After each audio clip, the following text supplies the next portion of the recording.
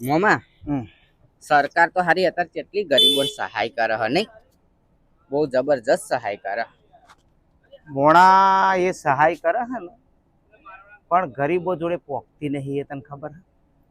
એવું તો ના બને કારણ ને કે યાર. આમાં શું હે, અરે હવડે જ આ પેલો કોક મંત્રીના છોકરાનું પકડાયું આ 2 દાડા પહેલા જ. આખા ને આખા રોડ ખાઈ ગયો, આખા ને આખા રોડ ખાઈ ગયો. એટલો મોટો ભ્રષ્ટાચાર કે વિચાર કર કે રોડ જો મંજૂર થયો હોય તો અગર કાકરી નાખી. શું કરવું આ તો લોકોને. આના મોદી સરકાર એક વાત કરે છે કે ભ્રષ્ટાચાર મુક્ત ભારત, પણ એમના જ રાજમાં ભ્રષ્ટાચાર તો બહુ થયો. ભલે બીજું ઘણું બધું સારું કામ થયું હોય, પણ ભ્રષ્ટાચાર જો વધુમાં વધુ થયો હોય, કદાચ 70 વર્ષમાં કોંગ્રેસે નહીં કર્યો હોય એટલું હમણે 10 વર્ષમાં કર્યો હોય. હું તો કહું મોદીએ ભ્રષ્ટાચાર નહીં કર્યો અને કોક એવા નેતા છે કે જેમણે ભ્રષ્ટાચાર નહીં કર્યો હોય. બાકી ભાજપમાં ભ્રષ્ટાચાર જોરદાર થયો. બીજું કે હમણે શું કર્યું કે આવાસ 2024ની અંદર બધાનો આવાસ મંજૂર થઈ જવાનો આવો એવું કર્યું. એટલે લોકોને કેવું હોય અત્યારે સારું મારું આવાસ મંજૂર નહીં થાય તો એટલે લોકો સરપંચની મદદ માગે કે સરપંચ સાહેબ ગમે એમ કરીને આવાસ મંજૂર કરતો ને. આવાસ તો મંજૂર થવાનો જ છે તમારો, ગમે એમ કરો આવાસ મંજૂર થવાનો હોય. તમારે સરપંચને 1 રૂપિયો હાલવાની જરૂર નહીં કે કોઈને હાલવાની જરૂર નહીં. તમારું આવાસ મંજૂર થાય એવું છે. અત્યારે ઓનલાઈન ભરાય છે. હવે શું કરવામાં સરપંચ જે હોશિયાર હોય, દાખલા તરીકે તમારું આવાસ મંજૂર કરી દીધું એટલે તમને તો એમ થઈ જાય સરપંચ સાહેબ કરી દીધું. અલ્યા ગોડા, સરપંચ સાહેબે નહીં કર્યું, તમારું આવાસ મંજૂર થવાનું જ હતું અને એણે એ પ્રોસેસ કરી. તમે ખુદ એ પ્રોસેસ કરી શકો એમાં ઓનલાઈન. પણ ના, સરકાર આ તો કે સરપંચે મંજૂર કરી એટલે શું થાય કે દાખલા તરીકે 2,20,000 મંજૂર થયા કે જે મંજૂર થયા એ 50% સરપંચ ઉઠાઈ લે. સાચી વાત. અને 50% તમને આલ દે. અને પાછું એમાંય શું થાય, તમારું ઘર ના બને કારણ કે ઓનલાઈન જ તમારું ઘર બતાવી દે, તો તો બનેલું હોય એ બતાવી દે. સમજ્યા? એટલે ભ્રષ્ટાચાર તો એટલો બધો થયો કે વાત જ જુદી હ. કોઈને કશું કહેવા જેવું બાચી મેલ્યું નહીં. પણ સરકારે કાયદેસર જો આ દેશને આગળ લાવવો હોય તો શું કરવું જોઈએ? પહેલો, શિક્ષણ મફત કરી દેવું જોઈએ. કોઈ પ્રાઇવેટ સ્કૂલ નહીં, બધી જ સરકારી. બરોબર. બીજું, તબીબી સેવાની અંદર સરકારે પૂરેપૂરી તૈયારી હંગાત એક નિયમ બહાર પાડવો જોઈએ કે જો દર્દી મરી જાય તો એ ફી માફ કરી દેવામાં આવશે.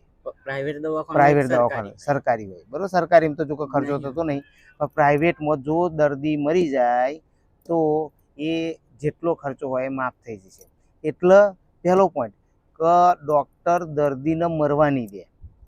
બીજું, અગર જો એને એવું લાગશે કે ખરેખર આ દર્દી એવો બચે એવો નહીં તો ખોટો ખર્ચો નહીં કરાવો કે ભાઈ હવે તમે રજા લઈ લો, આ દર્દી હવે જીવવાનો નહીં. આ તો શું થાય, ડૉક્ટરને તો ખબર પડી જ જાય કે આ દર્દી 2 દાડા જીવવાનો હોય તો 2 દિવસ સુધી એવો ટ્રીટમેન્ટ કરે જ કરે. જેમ કે જે બિલ વધ્યું એ 25,000, એટલે ગરીબ માણસ એમાં મરી જાય.